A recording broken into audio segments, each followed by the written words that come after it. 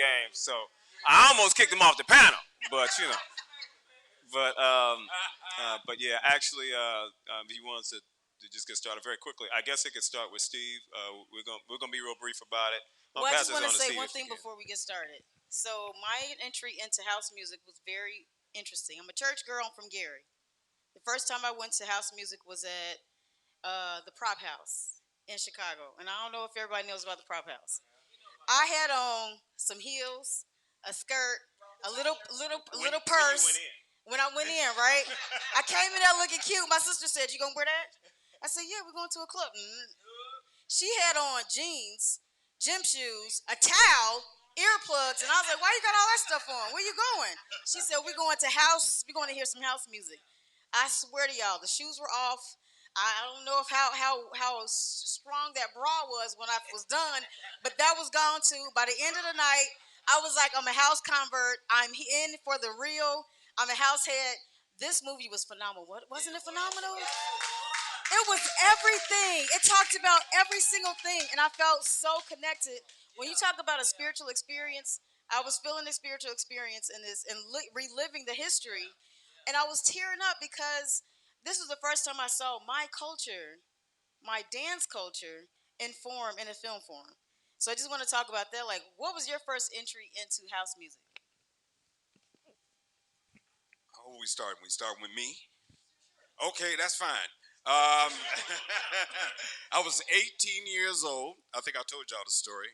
Huh?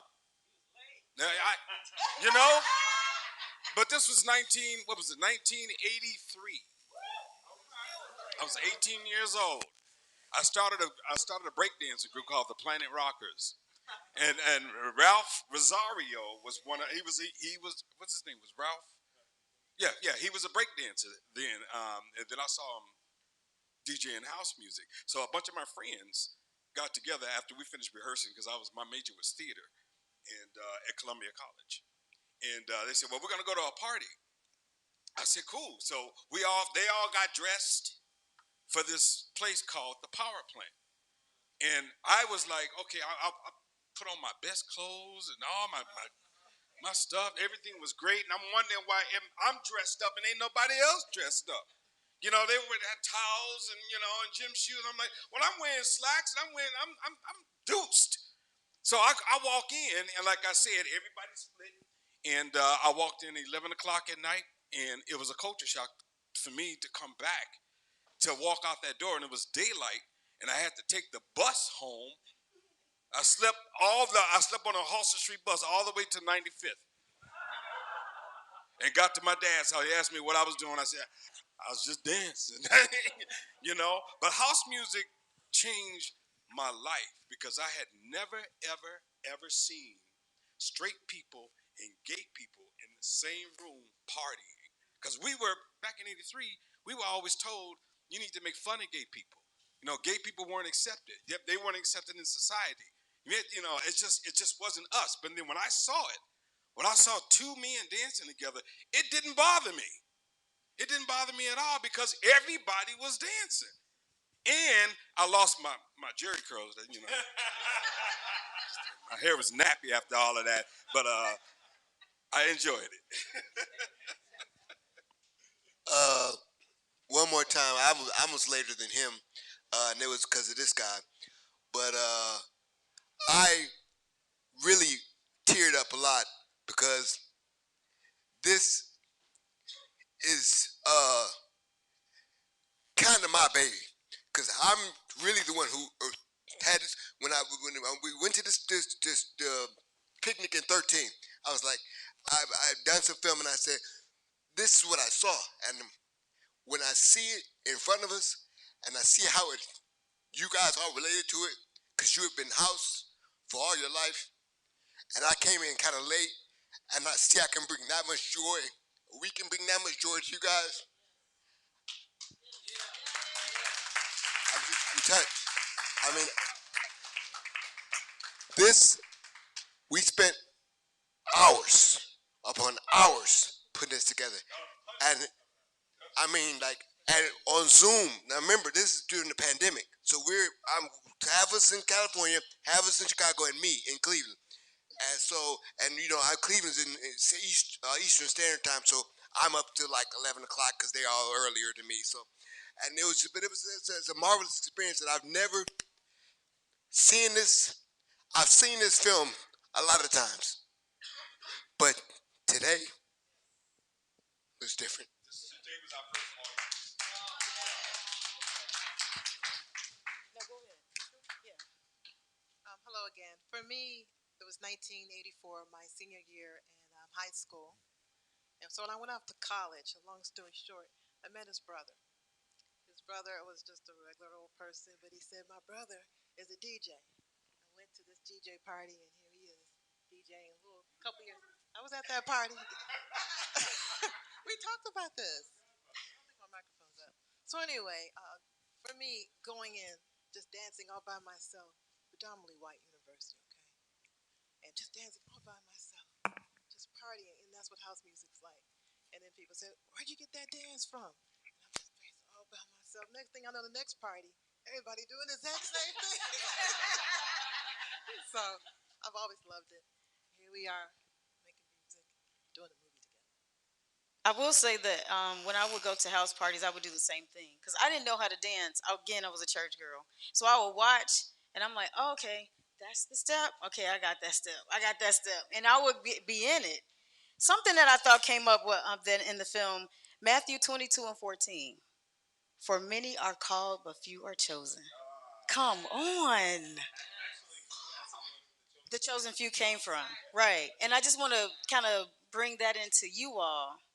I mean, house music has been around for a long time, but it took this moment. I was there at the 25th anniversary and saw that moment with Barack Obama on screen, and everybody was just, and then the fireworks came, right? So, can you just talk about this moment of how did you how did you know this was the year, this was the moment?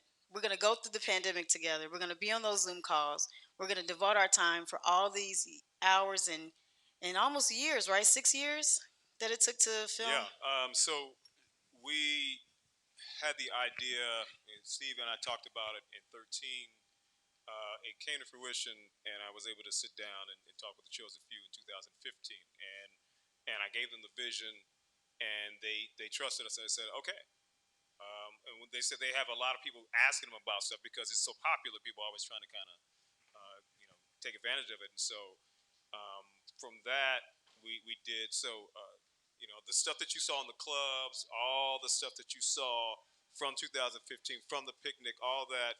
Sinuel directed all of that. He had made sure the visions, like when you saw those beautiful shots in the club where you saw the strobe lights, those laser purple and blue laser lights. It was just beautiful.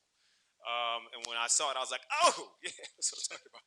Um, but what we wanted to do was to create a movie because there's a lot of house music movies, documentaries. You've seen them, and we were like, we're not trying to do a historical one. We're trying to make a movie to show the significance of house music, where it came from, not just what year, what music was playing, but the sociological underpinnings and foundation that it came from. It came from oppressed, marginalized, black, gay teenagers in the hood. And from that music, the ideas and the values that are associated with of unity and love and peace and coming together, those values still grip and shape house music. And it's consistent. Like hip hop has changed because in the beginning, hip hop had the five pillars, and they completely gone off the rails with that. So it's not the same at all. But house music continues in that, and as you saw at the end, I don't think it's an accident that when you can have this, you can have the picnic and you have 50,000 black people together, um, 2 miles away, literally from what the FBI had said was the most violent neighborhood in the country on O Block. That's just 2 miles away from the picnic every single year. And so we wanted to show this and show for all of us that that this is not just music; it's culture and it's soul filling. That Black people can unite. That there is a story that people can see, not just for us, but for all the world. and it is an absolute joy that to share that with you all. Like so I was Steve was overcome by it. I was emotional as well because that's what we wanted to convey to people that see this to be inspired by what we've done and what we've become. Yeah, I want to reiterate on that. I was really, really, really impressed with these chosen few boys, man. Because I mean, how you gonna do a picnic with a bunch of people in Jackson Park, right next to where all the crime and all the deaths and the shootings are happening, and think that nothing's gonna happen? So when I first experienced it, I want to say this, and I want to dedicate this to one of my best friends of 50 years, who was a avid House fan. He loved House, and he died of COVID. His name was Robert Quincy Wilson, and he took me to this picnic. He said, "You need to check this out." It brought me back to House again, and I went in. I said, "Look, I don't want to go to this with all these people, all these black folks. Something's gonna happen. Somebody's gonna pop off something, and you're gonna get a whole bunch of black people running in one direction.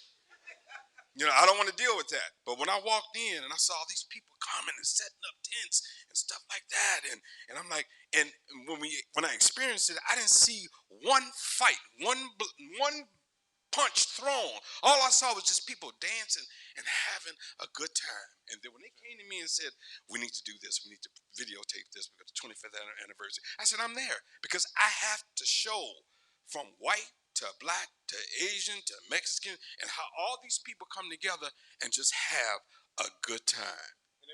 And you never done that in Chicago. Y'all been there, we're talking about when you go to Oh, yeah. So I'm telling this story, brother. Let me do this. Let me do this. Okay.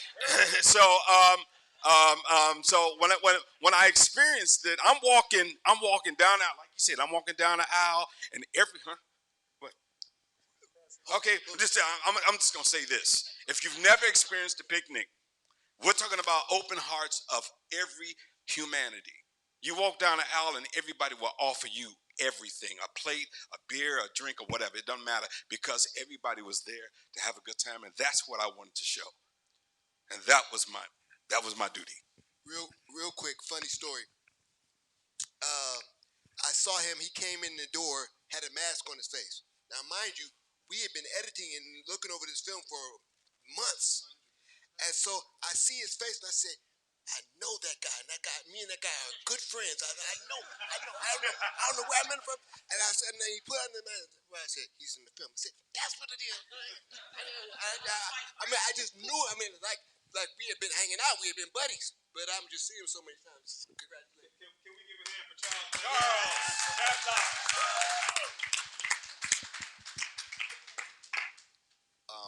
I'm first of all, I'm happy that was included in the film.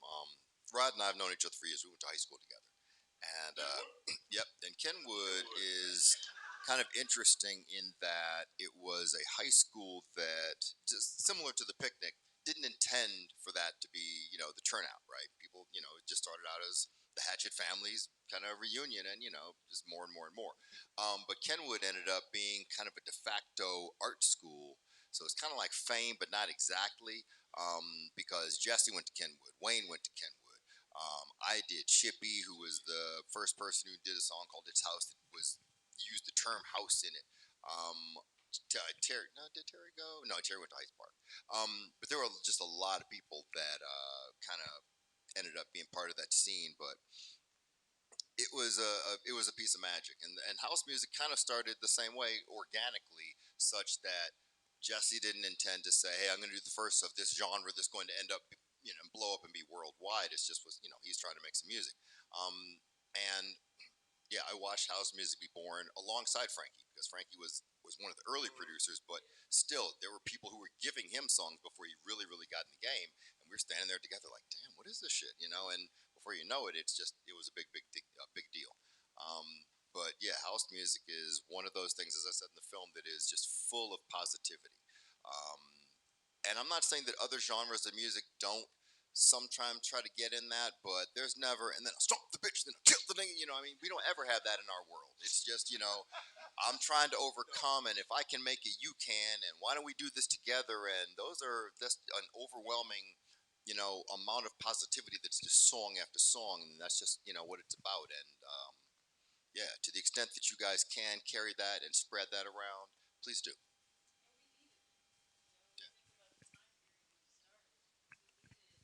That type of music to keep us going, right? I want to talk two things. What I'm missing in this film, we did have a woman's perspective, but not a woman DJ.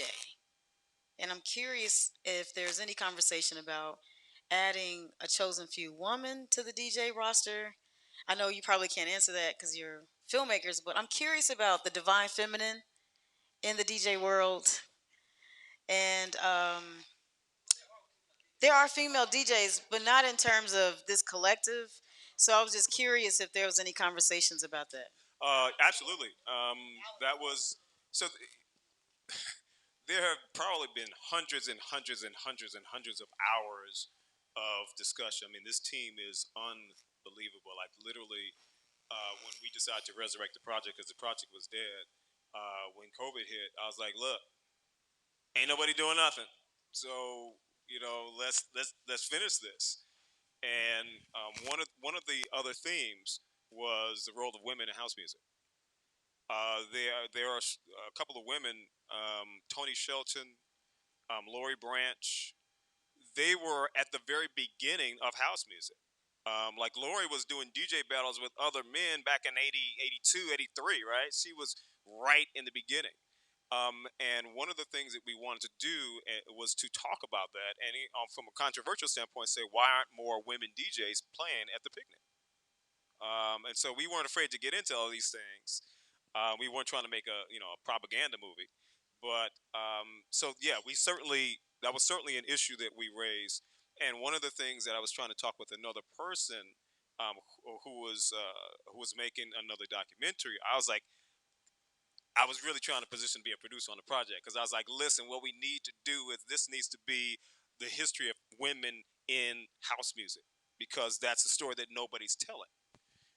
And they need to know that women are integral from the beginning of house music, and so and even persistent to this day.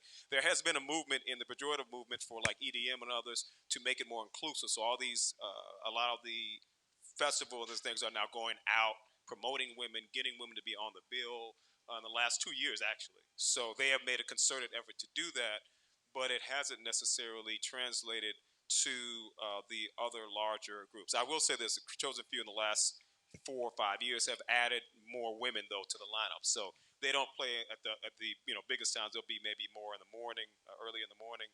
I know Lori Branches has done it as well, but they indicated that they're making progress to make sure that they can include more women because it's necessary. And honestly, I'm telling you, the reason why house music is what it is because women started it. Yep. I'm not for real, because the brothers wouldn't go. But when the brothers saw all the women at the parties, that's when the brothers started going to the house. I'm just telling you, that's the real. Like he was like, oh, like man, I was all these women at the house. Okay, we gonna roll, right? And that's basically how it happened. And so, hopefully that's an answer to the question in terms. Yeah, I wanted to kind of open it up to the audience as well to have audience members share questions or comments or reflections, things that you may have experienced. And also to remind you that we do have an actual house DJ who's a woman tonight, DJ Soul Cat. So when we are finished in the next 10 minutes, we're going to go over and enjoy DJ Soul Cat. Here's your question. Soul Cat. All right. So first off, thank you for putting your heart into this. You can clearly see your heart was in it, and quite frankly, I'll come with a perspective, and then I'll come with maybe an idea. Um, First off, I might be a little bit of a convert now because I'm kind of a son of hip hop.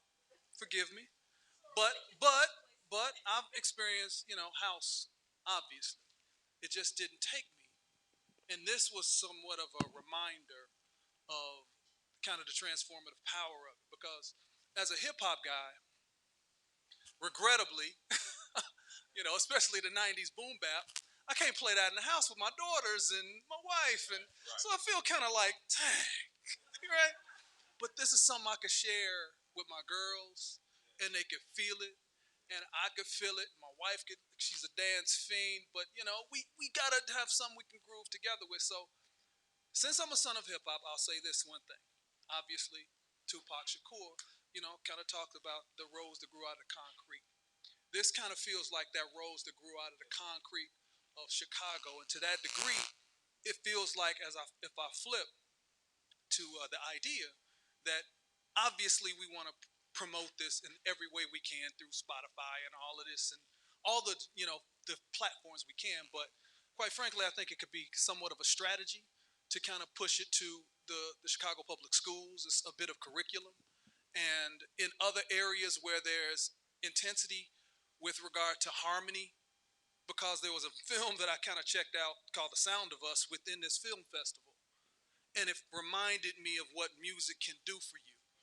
And from that standpoint, if it's pushed into areas that you're not necessarily thinking about outside of the Spotify platforms and all these other elements into curriculum, I think there's power in reintroducing that audience that may have missed it in a way that I think can, take it up tenfold. Thank you. I will say that I'm a teacher. I'm from Gary. I love Gary. I'm from the G, but I teach in Chicago and I play house music regularly. And that's the only music I play in my classrooms. So I think that you're onto something in terms of a curriculum. We can talk about that later. Any other? Yes. Hi, I'm Sharon, and I'm a house head. And I've been doing house a long time.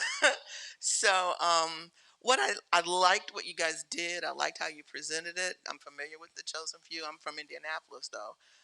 Originally, I live here now. The what I gather was the love and the purpose. And house music is always positive. Um, and you presented that well as you do your festivals and present the film just moving forward. I think it would be kind of cool to create a house atmosphere, having some house music, because you're going to run into a lot of film where people don't have a clue. So to set that up before the film ever starts, of the groove of some house music, because it was here, but I wanted it to turn, because I'm there. I'm like, can we turn that up? Can that play longer?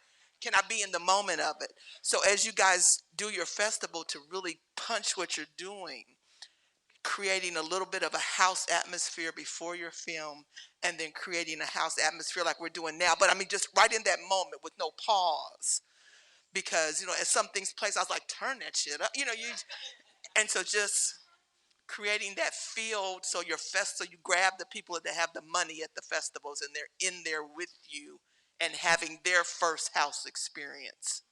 I think could be really cool. I felt the same way. I was in the back, like, I'm ready to. Okay, it stopped. It caught me off. It was like premature. I was like, ah.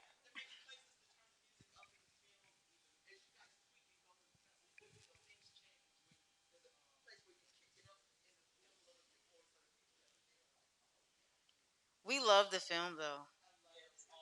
We love the film. We love the film. So something that you don't know is that people count out GI like, oh, Gary, you're Hoosiers. We're not Hoosiers, right? We are Chicago heads. So just want you to know we love the film. We thank you for being here. Thank you all. Any last comments or thoughts? I really want to hear from Tressa, being our woman on the panel. I'm always trying to have the. You said no. You don't want to talk. Ask more questions. Yes. I know what I can talk about. Everyone, I've been doing films since 2008. I've probably done 20 films that have been on television. But guess what? I never did a documentary. Documentary filming is totally different. But the one good thing from doing films is that when you have a powerful team, I have two directors and producer, and having good cast. And it sometimes I would have to say, are we gonna allow him to say fuck you? That was a debate for real. But guess what? Again, it's authentic. You brought so much value to this. And there's so much more footage that you guys didn't even see. Yeah. So every night, here we are, 9 o'clock Central, sometimes 1, 2 hour, all of us, different time zones, getting together to produce this film. So much footage and coming together with pictures and music and so much. And we did it. So thank you. Uh, real quick, I wanted to add this one thing to what you just said, particularly. Let me pat myself on the back a little bit. I said on numerous occasions, I said, yo, this is a film about house music. We should have more house music in the film. Because there are a lot of times we originally, the thought was we could play the interviews and that was could be it. But I said we should be playing music by interviews because people want to hear the music. I think the music, so sometimes we gotta let the music play and just let it play and just have that moment. And so I think that was a very positive thing. One of the ideas was to pretty much have music going almost all through it. And so we did that pretty much for the most part. Lastly, I want to say this: the thing that made this team so great is that we actually have three black women as part of our team. My daughter, Ayana Wimberly, is a writer, and she grew up with me. Playing house music in the basement. I'd just be down there and get lost in in it. But we have two black women producers and a black woman co-writer on the project, and for our company, that is key. Um, there's so much diversity, understanding of stories, the power of black womanhood in creativity and in media that I think we need to continuously reinforce. And so I just wanted to commend our team. I will say this, and I'm just, I love my team, but I couldn't have made it without Tressa because Tressa was really, talking with me at the 2 o'clock night hour, doing stuff like this last week. I had deadlines. Well, I was literally in my office to 3:45 in the morning every single night, and last night. And I said, Tressa, I can't. I need you to handle this stuff. um, so I can't. This is my first opportunity to say this. You know, I love you, Tressa. She is the kindest, most wonderful woman you would meet next to my wife. Um, and I just want to give my wife a shout out because during this entire process, when I'm up and we're having, and it's not just like, so we're on the call maybe an hour, but I'm working on this 6 hours a day, clearing music and, getting all these shots together and doing all this stuff. And my wife was the most supportive person. She sent out a message for this night talking about my husband's movie is playing. And God has blessed me. I can't even begin to say it, but the first and greatest blessing that I have in my life is my wife, and I thank God for her and for the support that she gave all of us for this film. So thank you, baby. Before we leave, I want to say one more thing. I want to say this is probably one of the best production groups I have ever worked with. They have a lot of patience and a lot of understanding and a lot of drive. And that's what takes a movie to be successful. You cannot give up. You want to be successful and never ever let somebody take you away from being who you are. And that's what house music is about, being who you are. Okay. I am the wife of this amazing man, Roderick Wimberly, and I'm honored because that's the first and greatest blessing of my earthly life is this gentleman right here. So I just want to say thank you. You know, whatever runneth over, it'll fall on you. I'm just saying. But I have to say for this movie, and I've seen it a few times, but seeing it on the screen and the energy that came from you all, I wanted to say you all made this movie great.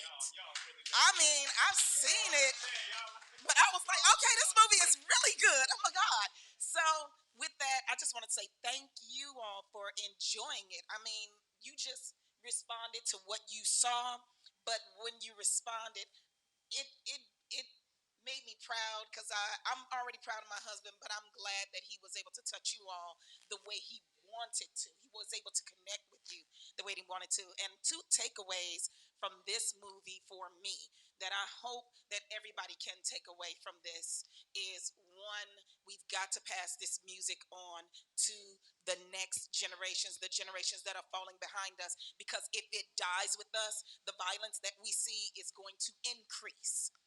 You know, this was all about love and unity and peace, connectedness and respect, energy. The second thing that I'm taking away from this is what this gentleman said. It was so powerful. Support the DJs when they come out. EDM wouldn't be as powerful as it is alone, because we can support black business, which, you know, chosen few are the black DJs. Support them, and we can make their names great, like the other genres are trying. You know, they're trying to make their people great. But that was really powerful, and I just want to say thank you for that. It inspired me in the interview when I watched you, and it inspired me in the movie.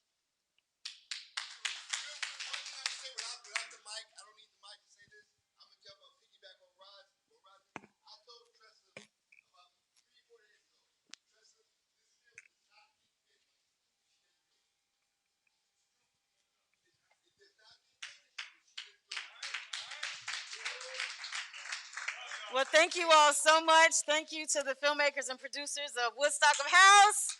Thank you to the audience. Let's party!